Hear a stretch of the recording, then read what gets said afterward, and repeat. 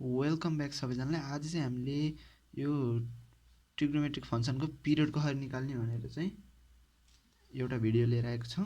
यो भिडियोमा चाहिँ जस्तो खालको क्वेसन दिए नि पिरियड निकाल्न सक्ने टाइपको ट्रिक्सहरू पनि भन्छु म हजुरहरूलाई।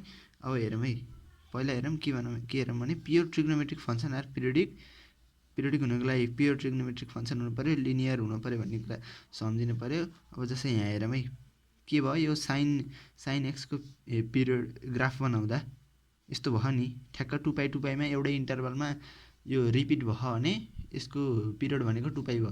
यो थाहा भएको कुरा भयो, म धेरै बोलिनँ। अब चाहिँ इक्जाम्पलहरू हेरौँ। अब यो हेरौँ है, एफएक्स इक्वल टु साइन एक्सको पावर 1 है। यो के भयो, यो पिरियडिसिटी यसले हुन्छ क्या, यसको पिरियड हुन्छ भन्ने कुरा भयो, किनभने यो repeats its graph at regular interval of time, यो भयो। अब यो हुन्छ कि हुन्न, यो हेर्दाखेरि यसको हामीले पिरियड खोज्न सकिन्न, किनभने यसको पावरमा 2 छ, यो लिनियर छैन, सो यसको हेर्न सकिएन। e⁻x को सकिएन डाइरेक्ट भन्ने मैले हो, यसको नि सकिएन, यसको नि सकिएन, यो हुँदै भएन, यसको झन् सक्ने कुरै भएन। देन अब यो के छ, कसभित्र एउटा यो भ्यालु हो भनेपछि यसको सकिने भयो। भनेपछि अर्को हेरौँ, tan x + x, यसको पिरियड निकाल्न सकिने भएन। ल अब ग्राफै हुने भनेको त्यसको बिग्रियो। अब हेरौँ है, f x equal to sine x + 2 cos x, यो प्योर ट्रिग्नोमेट्रिक छ, सो यसको चाहिँ पिरियड निकाल्न सकिने भयो इजिली। भनेपछि अब हेरौँ है, नोट यहाँ हेरौँ है, एकदम इम्पोर्टेन्ट है यो चाहिँ। अब के छ भने, अब पिरियड अफ साइन एक्स भनेको 2π, यो लेख्नु क्या हजुरहरूले नोट गरेर। यो थाहा पायो भने चाहिँ यस्तो अरूहरू पनि छ, यस्तो थाहा पायो भने चाहिँ हजुरलाई लास्टै सजिलो हुन्छ। अब पिरियड अफ cos x 2π, यो थाहा भएको कुरा भयो, त्यही पनि यो लेखिराख्नु न। पिरियड अफ tan x र cot x को मात्र पाइ भयो, किनभने यहाँ जस्तै साइन एक्सको 2π हो भने यहाँ हाल्दा चेन्ज हुने भएन कि, यो अगाडि जे छ नि त्यही आउने भयो क्या, त्यही भएर यसको पिरियड 2π भयो, यो थाहा भएको कुरा भयो। अब देन यो tan x र cot x को मात्र पाइ हुने भयो, अरू सबैको 2π हुने भयो है। ल यति लेख्नुहोस्, यो थाहा नि त, त्यही पनि यसो हेरौँ न। ल नोट अर्को के हुन्छ भने, अब period of mode of sine x, cos x, tan x, cot x, sec x, cosec x सबैको पाइ हुने भयो, किनभने यहाँ हाल्दा फङ्सनमा केही चेन्ज आउनु भनेपछि यो यही भयो। यति कुरा क्लियर है, एकदम क्लियर है। यसको नि जानियो, मोड हाल्दा सबैको पाइ, tan र cot को पाइ सुरुमा, अरू सबैको 2π, यसको पाइ मोड हाल्दा। अब हेरौँ है, अब आइयुमै सोधेको क्वेसनहरू हेरौँ है, यस्तो खालको क्वेसन नै सोधेको पाइएको छ कि। यहाँ हेरौँ है, period of mode of sign x + mode of cos x भनेको π/2, पिरियड अफ tan x को मोड + cot x को मोड भनेको π/2, period of cosec x + sec x को पिरियड भनेको π/2।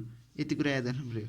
किन भयो भन्दा साइन एक्स + cos x को मोड भनेको π/2 राख्दा फङ्सनमा केही पनि चेन्ज आएन भने, यसको भ्यालु जे थियो त्यही आयो भने पिरियड त्यही हुने भयो, थाहा भएको कुरा चेक पनि गरियो, यतिको याद गरियो। अब अर्कोतिर जाऊँ, यहाँ हेरौँ है। अब के भने, पिरियड अफ ट्रिग्नोमेट्रिक फङ्सनको पावरमा इभन छ भने के हुन्छ, पाइ हुन्छ है।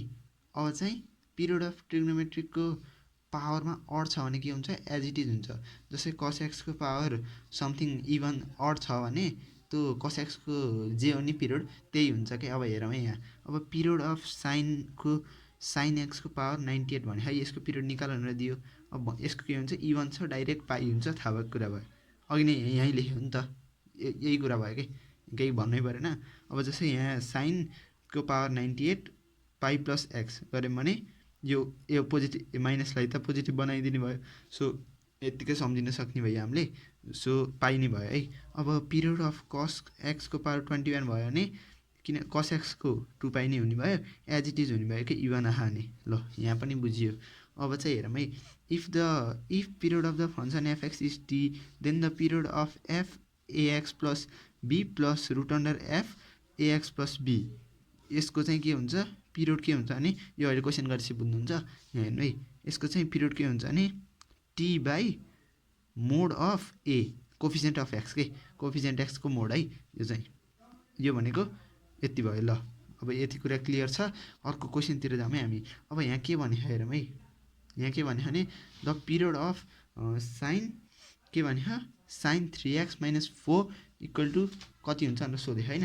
अब यसको गर्नुपर्दा चाहिँ यहाँ हेरौँ है, हामीलाई के थाहा, साइन एक्सको पिरियड भनेको कति हो 2 पाई हो एकदम क्लियर छ है यता अगाडि लेखिदिसके त्यही नै थाहा भएको कुरा भयो अब ए भनेको कोफिसिएन्ट अफ एक्स कति छ यो भनेको 3 छ हैन त्यसो भए पिरियड कति हुन्छ भन्दा टी बाई मोडुलस अफ 3 यसलाई मोड हाल्यौं भने कति आयो 2 पाई बाई 3 यसको पिरियड हुने भयो है 2 पाई बाई 3 यहाँ हाल्दाखेरि यो फंक्सनमा केही पनि चेन्ज नआउने भएर यो यसको पिरियड भयो यो निकाल्ने एकदम सजिलो है यो चाहिँ फर्मुला सम्झिनु पिरियड निकाल्ने फर्मुला टी यसको पिरियड कति हो बाई मोड अफ यो एकदम क्लियर छ यहाँबाट अब चाहिँ अल्सो चेक गर्न खोज्यौं भने हामीले अब जसै sin 3x - 4 इक्वल टु है यहाँ हेरौँ है यदि हजुरहरूलाई यो विशेष लाइनर चेक गर्नै पर्यो भने नि कसरी गर्ने भन्दा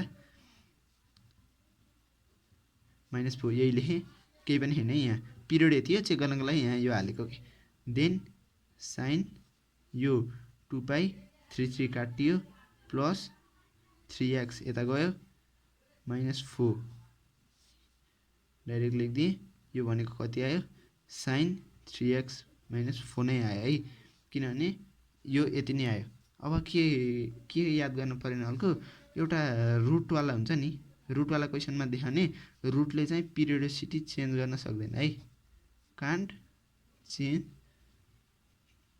पिरियड ल यति कुरा याद गर्नु पर्यो अब चाहिँ अर्को क्वेसन हेरौँ है यहाँ अर्को क्वेसनमा हेरौँ के छ भने fx equal to 2 cos 3 minus 3x नलेखौँ यहाँ 5x लेखौँ है ल यसको पिरियड निकाल्नु हामीलाई cos x को थाहा पिरियड भनेको 2 पाई हो अब a भनेको कति हो -5 देख है कोफिसिएन्ट अफ x हेर्ने कोफिसिएन्ट अफ x हेर्दा -5 पायौं पिरियोडिसिटी भनेको t बाई यो मोड भनेको नि त यसलाई पोजिटिभ बनाइदिनु भयो 2 पाई बाई 5 चाहिँ यसको पिरियड हुने भयो यति एकदम क्लियर भयो अब जसै फर इक्जाम्पल अर्को हेरौँ है fx रुटले चाहिँ पिरियोडिसिटी चेन्ज गर्न सक्दैन भने त्यही अहिले भनिसकेँ अब अर्को हेरौँ रुट अन्डर मोड सेक 2 - 3x यो छैन अब यसको पिरियड कति हुन्छ भनेपछि पाई हुन्छ मोडमा छ नि त सो पिरियड हामीलाई थाहा नै हो पाई इक्वल टु अगाडि त लेखाइदिएको त्यो पिरियड याद गर्नु याद छ होला त्यही तपाईहरुलाई भन्न त परेन त्यही नै एकचोटि भनिदिएको ल t by mod of a भनेको t भनेको पिरियड भनेको यो भयो बाई a भनेको -3 को मोड भनेको त 3 नै भयो पाई बाई 3 यसको पिरियड हुने भाइ यस्तो खालको जस्तो फंक्सन दिए नि हजुरले पिरियड निकाल्न सक्नु पर्यो अब अर्को फ्र्याक्सनमा अलि कम्प्लेक्स टाइपको दिए नि कसरी निकाल्ने भन्नेतिर जाम है त अब चाहिँ एउटा भन्दा बढी फंक्सन दिएको बेला कसरी पिरियड निकाल्ने भनेर अलि कम्प्लेक्स टाइपको प्रब्लमहरु हेरौँ धेरै कम्प्लेक्स छैन त्यही नि ल हेरौँ है यो निकाल्दाखेरि हेरौँ के गर्नु पर्यो पहिला यस्तो खालको फंक्सन यदि एउटा भन्दा बेसी फंक्सन छन् भने कसरी निकाल्ने भन्दा पहिला सबैको पिरियड निकाल्ने अनि एलसीएम लिदिने के सिम्पल हो एकदम हेर्नुस् है अब पहिला चाहिँ यसको निकालौँ है sin 2x/3 को पिरियड निकाल्दा अहिले भर्खर हेरे नि त period equal to t by mod of period equal to mod of a हो नि त भर्खर पढे नि त अब sin x को पिरियड 2 पाई भयो सिम्पली के केही नगर्ने sin x को पिरियड लेखिदिने पहिला 2 पाई अनि then by mod of x को कोएफिसिएन्ट भनेको यो 2/3 लेख्दाखेरि माथि 3 गयो यो उता गयो के अब यो लेख्दाखेरि यहाँ कति आयो यो त 2 नै आयो नि त किनभने यहाँ 2 यो तल गयो ल यो आयो पाई 3 पाई भयो यो चाहिँ 3 पाई भयो अब त्यसैगरी cos को निकाल्दाखेरि 2 पाई बाई 2 इन्टु 5 त्यसैगरी अब 10 को निकाल्दाखेरि 10 को त पाई भयो यो मतलब भन थाहा भएको कुरा भयो भर्खर अब यो 2 काटियो 5 पाई भयो अब देन एलसीएम लिगौँ है एलसीएम लेख्दाखेरि कति हो 3 पाई छ एउटा 5 पाई छ अर्को कति हो अर्को त पाई हो 10 को नि त पाई हो अब taking lowest common multiple LCM लिँदाखेरि यो पाई कमन आयो एन्ड 3 इन्टु 5 इन्टु 1 भनेको 15 इक्वल टु 15 पाई यसको पिरियड भयो है यस्तो गाह्रो खालको क्वेसन नि हामीले मिलाइयो हैन अब चाहिँ हेरौँ अर्को टाइपको फ्र्याक्सनमा आउँदाखेरि चाहिँ कसरी एलसीएम लिने है यस्तो फ्र्याक्सनमा आउँदाखेरि एलसीएम अफ यो निकाल भने हैन हजुरलाई a by b c by d e by f यस्तोमा एलसीएम निकाल्दाखेरि के गर्ने भन्दा LCM of a c e निकाल्ने यति कुरा चाहिँ याद गर्नु पर्यो है अनि तल चाहिँ एलसीएम हैन तल चाहिँ एचसीएफ गर्नु HCF of b d f यति निकाल्यो भने यसको एलसीएम नै निकाल्न सकियो है हामीले ल यो थाहा हुन्छ धेरैजनालाई, त्यही पनि हेरौँ न। अब चाहिँ यहाँ के देखाउने, द पिरियड अफ, अलि अर्कै क्वेसन हेरौँ, 3x/5 माइनस रुट अन्डर कस 5x/7 प्लस 3 10 4x/5 राख्नु है यहाँ। अब यति राख्दा पहिला चाहिँ आफैले ट्राई गर्नु के अरे, अब त्यही नि यति भन्दैछ त ट्राई गर्नु। अब चाहिँ म गर्छु। अब यसको हेरौँ है, यसको हेर्दा कति छ भर्खर गर्न सिकायो नि त, T by period by mod of a भनेको 3 तल 5 माथि गयो है, केही गरेको छैन कि, त्यही अघि गरेको। यसको गर्दा 10π/, कति आयो 3 आयो। अब यसको cos x को 2π/5 तल आयो, 7 माथि मल्टिप्लाई भयो, 14π/5 आयो। अब अर्को हेरौँ, अर्को चाहिँ के, 10 को हेरौँ, 10 को हेर्दा पाइ हुन्छ, मतलब थाहा भएको कुरा भयो। यो भयो बाई 4 भयो। ल केही गरेको छैन है मैले, त्यही 10 को पिरियड पाइ, यसको 2x गरेर यति लेख्यो। अब यस्तोको पिरियड निकाल्दा के गर्ने भन्दा, यति त आयो, पिरियड त निकालियो यसको। अब होलको पिरियड निकाल्दाखेरि के गर्नुपर्छ, एलसिएम लिने, एलसिएम इक्वल टु 10π/3 के छ एलसिएम अफ यो भनेको 14π/5 5π/4 यस्तो हो भने यस्तोको एलसिएम कसरी लिने हेरौँ है त। सुरुमा पाइ कमन आयो, 10/5 14/5 5/4 इक्वल टु, यहाँ हेरौँ है पाइ भयो।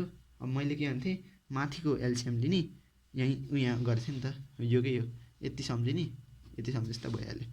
अब यहाँ हेरौँ है, एलसिएम अफ 10 14 5 बाई एससिएफ अफ के त नि भन्दाखेरि 3 को, यहाँ यो 3 हो है, यहाँ माथि 3 लेखिरहेको छु, तल फेरि 5 लेखिरहेको छु, केही भएन। 3 5 4 को एससिएफ लिँदाखेरि चाहिँ कसरी लिने, ल यो हेरौँ, यो गर्दाखेरि ल एलसिएम यसरी लिन्थ्यौँ नि हामीले बच्चा हुँदा, 2 5 जा गरेर यो गरेर 2 1 7 5 गरेर गरिन्थ्यो नि त। ए नि यहाँ 5 हो, 5 1 जा भयो नि त। यति गर्दा यसको पिरियड कति आयो 70, यसमा एससिएफ छैन, सो 1 भयो इक्वल टु 70 पाइ आयो है। हामीले चाहिँ यस्तो कम्प्लेक्स खालको प्रोग्रामको नि पिरियड निकाल्न जानियो के अरे। अब आजको लागि पिरियडको लागि भिडियो यति, म भ्याएसम्म त भिडियो हालेको हुन्छ के अरे। Thank you for watching. अब भिडियो हेर्दै गर्नु के अरे, पढ्दै गर्नु डरो।